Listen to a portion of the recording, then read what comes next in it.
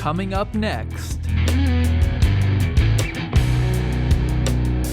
Stay tuned to learn more about the state of blockchain education at major universities all around the world. REIMAGINE 2020.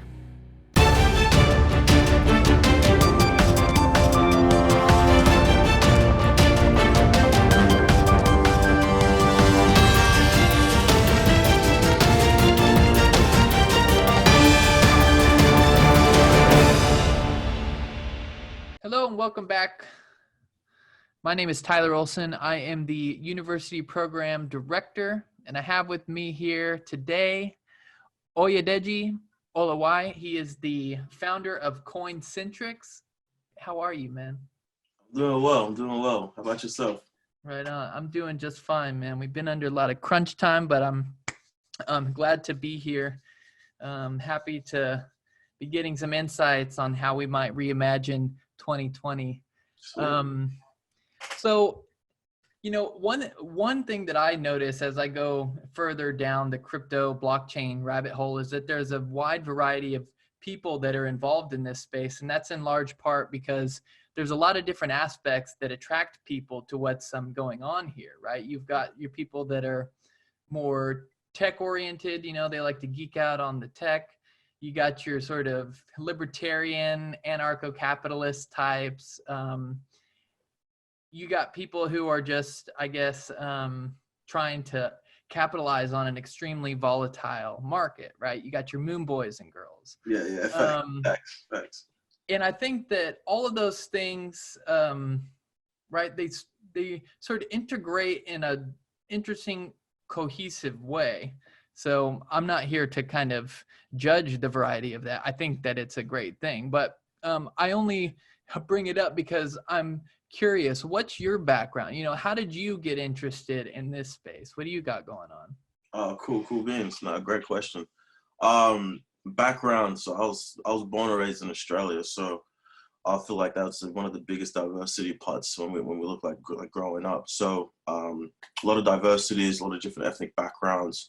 And within that brings a lot of different trades and a little different, like, obviously, culture mixing. So from there, I came to the US to go to school, and I was doing computer science for my bachelor's. So when I was doing computer science for my bachelor's, I got up out of there, and then I walked into the network engineering space. So once I got into the network engineering space, I was working for AT&T doing the management of the Asian network. And I wanted to advance my studies. So I dived in to do my master's.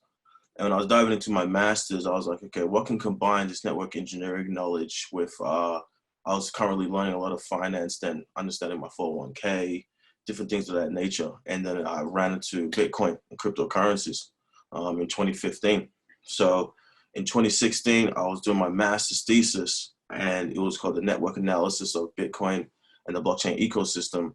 And at that point, there wasn't too many apps on the App Store and the Android store, especially on the iPhone aspects of the iOS. So putting together and understanding the small applications that can just aid the ecosystem, because at then we're looking at VC investment was small. When we look at the numbers now, all these different cryptocurrencies in the top 100 and plus 100, they weren't really around. It was just a smaller space.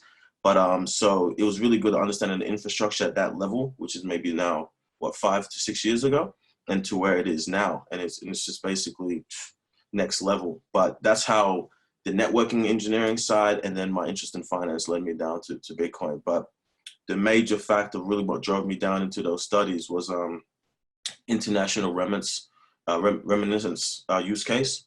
And, you know, my grandmother still lives in Nigeria, and I was looking at the Western Union fees, and that stuff was just mind boggling. And then that's what sent me down the rabbit hole, you know, understanding that how can I send money overseas for much cheaper? And that's where the Australian aspects, still got family members in Australia. So it was like sending money internationally shouldn't be this difficult, you know? And then now I'm here 6 years later, right? No hair. I used to have hair, now no hair, you know what I'm saying? So it's a good journey. I love it. You heard it here, folks. Bitcoin will make you go bald. No, so I'm curious to hear a little bit more about your thesis. What was the conclusion of your research there? Oh yeah. So no, it was just really like since it was such a new topic, even my professors were like, yo, what are these terms? What is happening here? But since my thesis committee, it was like 3 out of 4 of them were of Chinese origin. So they had a little bit of understanding, because I think one of the committee members' brother was mining back then. So the end result was that applications, and for this ecosystem to grow, we needed to have this application. That means having the infrastructure for developers to come in, understanding the whole mining aspect of keeping new coins being generated, the power, the electricity, and then and as well as the VC aspects, the financial institutions. So all of these structures were so brand new then, and it was basically the end. It was like the ecosystem needs to grow, and then what are our parts, especially with open source software, to help that ecosystem grow. And that's, like you're saying, creating Android apps, creating iOS apps, creating these more structured and legal infrastructure firms, and obviously developing these more advanced research aspects. Great. And before, you had mentioned that one of the things that you liked about Bitcoin was that it made international payments easy, because you're from Australia, you still have some family back there. But that's not the only international location that you're used to, right? You did a tour through Africa. I think I remember you saying that it was more or less to try to help get some blockchain, cryptocurrency, educational orgs off the ground over there. Tell me a little bit about your tour through Africa. Yeah, 2017, that was really much the focus of, that's when I created Coincentrix Capital. So still working, but then I was like, okay, this is such interesting. And this was a little bit before the whole ICO bubbles hit. And it was just like, how can I create an effect because of the whole fees of the Western Union aspect? So once we dived down there, I wanted to start here domestically first. So we applied and got a grant from the Zcash Foundation, and shout out to them. And then they gave us the grant, and then I went around 5 to 6 US university schools within the domestic side. And I went to go do these workshops, really to expose the cryptocurrency ecosystem to a more diverse aspects to the African-American universities, HBCUs. And I was doing workshops there because for this ecosystem to truly grow, you need everybody to participate. And even if this was a chance for investment, that markets that people weren't really exposed to, this was a perfect time for them to at least get some type of, surface level knowledge on it, right? Because it was so new. Like, where do I put my private keys? Where do I store, where do I store these codes? What is this, right? But you keep hearing it, especially in mainstream and, all these different markets. So once I finished the domestic research, we really understood that the technology is very powerful.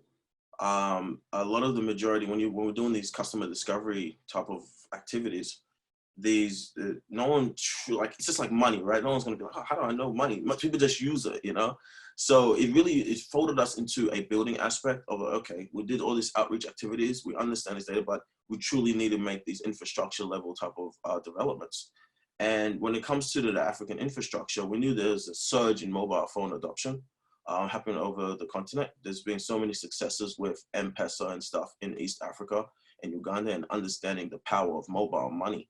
So from that aspect, I knew that academic institutions will play a very crucial role, especially when we're talking about the upstart of maybe, I think they say now, maybe 180 to almost 200 million people in Nigeria alone.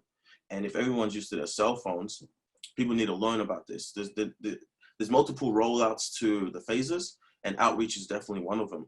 So utilizing the thesis, and my dad is also a professor out there. He teaches summer schools. I went back with him, and I closed some couple MOUs with some universities to bring some workshops back to the local communities so they can start understanding it, so we don't miss out globally on this aspect. Because once I got into the global aspects, when I looked at the thesis research, I knew that everybody needs to participate. And when this cryptocurrency and blockchain technology, it really breaks down borders, that now can be like, okay, this can be used in Ghana, this can be used in Cameroon, this can be used in Morocco, right? So and we can really cut out the fees, and that brings more money into the communities. More money into the communities brings in more development and more basically quality of life. So Yeah. One of the things that I was talking to Norbert about earlier was whether or not we think that blockchain technology and the use of cryptocurrencies is going to flourish in Africa, I guess, easier than it would in certain other Western societies, because they don't have such a robust infrastructure there. So like, it's almost like they have less to lose there. And so if they see an opportunity to like really improve things with the new technology, you know, maybe they're sort of quicker to embrace it. I mean, do you agree with that? Or what do you think? Like, do you think that it's really like a hotbed for this stuff? And that's a good question. I see that. I understand that there's a storyline aspect as well. I think currently we're trying to do a lot of pilots and proof of concepts to really get that data, to really prove that, just to, you know, validate that aspects. I personally think so, because with the mobile money aspects, the success of the M-Pesa project out there in Uganda and East Africa, I can really see that how cryptocurrencies can be used, because all you need now is a cell phone. You have all these new technologies and product rollouts, even from Visa, contactless payments. We see now COVID now is like, you don't even want to touch the keypads, right? So everything's contactless. So you really want to, you know, utilize different tools and different technology aspects to really, you know, innovate the payment space. So I think cryptocurrencies definitely has an opportunity to flourish there. We see that now, at least it's its own market, alternative digital asset market, that people can definitely trade in, trade out. But outside of the trading, we can find, you know, actual use cases, and I believe developing countries can spearhead that.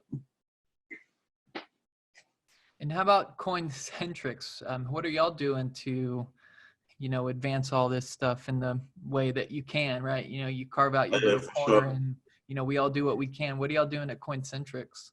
Oh yeah, so basically, just developing, for like 2019 and up to now, it's just really being just in the code. Um, okay, where do I start here? So when I've been talking about the infrastructure aspect, we're working, me and my COO, Pascal, we've been working on a API development piece for the background, so to connect into the financial infrastructure.